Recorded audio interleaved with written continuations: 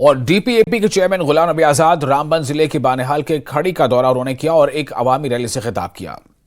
गुलाम नबी आजाद ने उमर अब्दुल्ला और फारूक अब्दुल्ला को मिलिटेंसी के दौरान मुल्क से बाहर रहने पर निशाना बनाया। उन्होंने कहा कि ये लोग मरहूम शेख मोहम्मद अब्दुल्ला का नाम इस्तेमाल कर रहे हैं, वरना जम्मू कश्मीर में इनके पास कुछ नहीं है।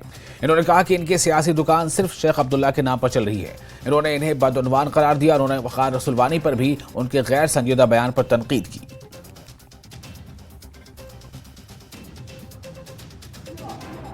आपने खड़ी में तहसील दी, आपने खड़ी में हर स्टैंडरी दी। आपके 6 साल मौका मिलता तो मैं इससे 10 गुना काम करता।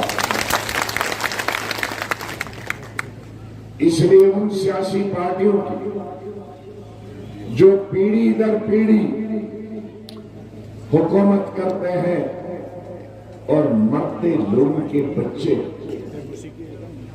मैंने 15 साल पहले भी जब चीफ मिनिस्टर से इस्तीफा दिया और मैंने असेंबली में कहा था कि इन लीडरों ने जो चीफ मिनिस्ट्री के बाद चीफ मिनिस्टर आते जाते हैं, ये अपने खानदान के बगैर किसी दूसरे को चीफ मिनिस्टर नहीं देखना चाहते।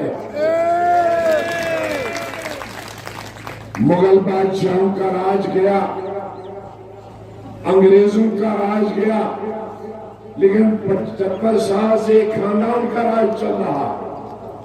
जिस दिन मरहूम जनाब शेख मोहम्मद अब्दुल्ला का नाम नहीं लेंगे उस दिन उनकी दुकान बंद और कांग्रेस तो खत्म है।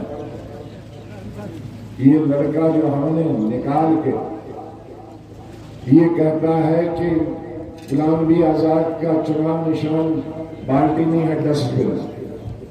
ये हकीकत है कि वो डस्टबिन था तो मैंने बाल्टी में नहाया था, उसको अभी वो डस्टबिन